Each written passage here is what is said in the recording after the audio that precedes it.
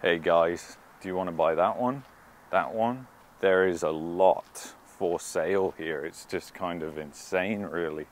But you know, the thing is, guys, everything is starting to deteriorate. Everything is starting to fall apart.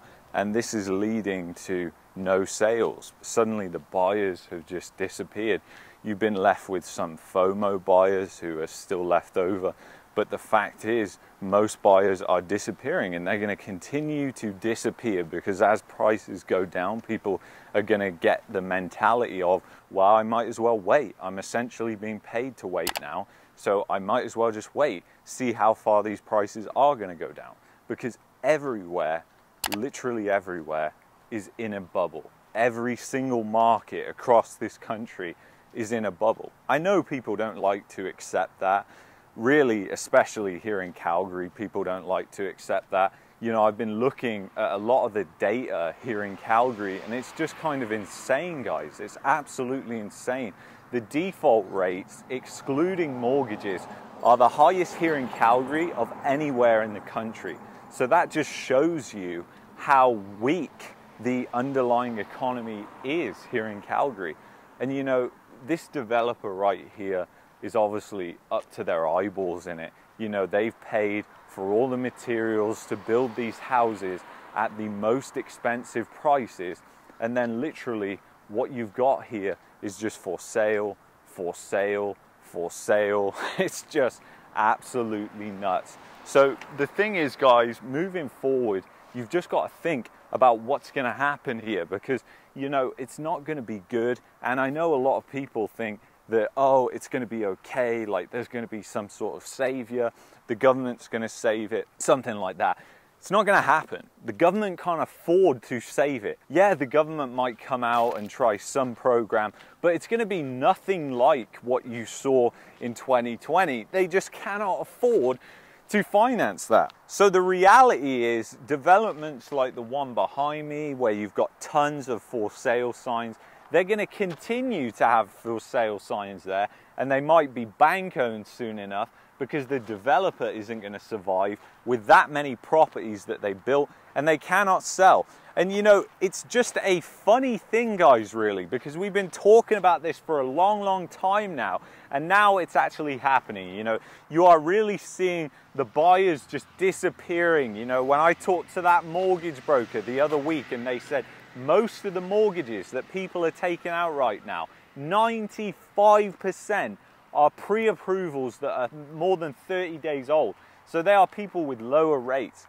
And the thing is, guys, as this happens, you're going to get the fact that people aren't going to trust the housing market anymore because of the financing arrangements that we've had. We've just seen rates just shoot up in such a short period of time. You don't think that that is going to stay on people's minds? Like, the thing is, this is happening in such fast, rapid pace that really it will continually be on people's minds. And you know, guys, when people get to a point when there's no FOMO, when people say real estate is dead, when all the agents have been fired, that is when you should be looking at real estate. That is when there's an opportunity, not when you've still got people with FOMO participating in the market. The fact is, guys, the banks are over leveraged in this country here in Canada. They are totally over leveraged. So once people start defaulting, that means that they are screwed. They really need to generate capital. And how are they going to be able to do that?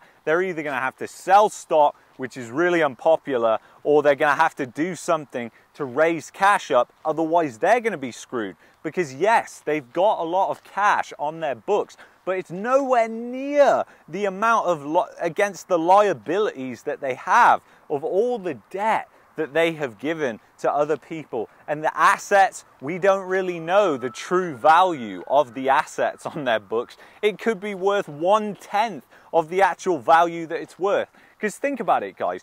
Think about the assets on their books. Like, think about it in terms of real estate. So you had all the real estate that was being overvalued last year, where they were appraising the values higher than they were actually worth. Well, what does that do to their books? It makes it look like they have more assets than they actually do. And eventually they're going to be called out on that, because that's what happens. eventually the financial system, the global financial system, is going to call them out on that. And I don't know about you guys, I think this is a good time to mention about diversification, because this is something that anybody can do, and you know, you can do it however which way you think is best, but you can diversify. You can put money into the United States banking system, you can put money into other banks, you can open banks in different countries, spread your wealth out. But I wouldn't be so trustworthy as having it in a Canadian financial institution. Now, I don't think that money is going to vanish. I just want to be clear. I don't think we'll see a bank bail-in in Canada or anything like that. But could you have deposits and withdrawals frozen?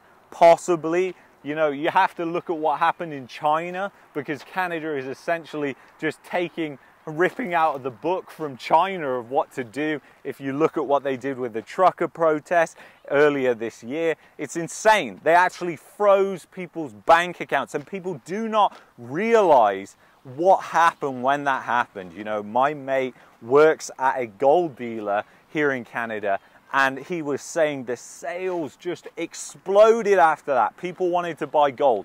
Big money went into gold. Why was that? Because people are fearful. They do not trust the government in this country anymore. It has become a laughing stock of the world, not just Canada. So guys, this is a warning. This is a warning to diversify. Do not have all your money in one bank. This is not the time for that. You can easily diversify. I use a service called Wise. There's a referral link in the description if you want to use that. That's just the one I use. You don't have to use it. You can sign up for them, do your own comparison. But that's who I use, and I use them to convert my money and send it to other bank accounts in the world. So I have bank accounts in the UK, I have accounts in the Bahamas, I have accounts in the United States. So I'm well diversified in terms of my banking, that I can always get hold of money, and that is important, guys. So important to do that. And as a Canadian, you can open a bank account in the US. You can do cross-border banking through TD Bank. So that's a good note there.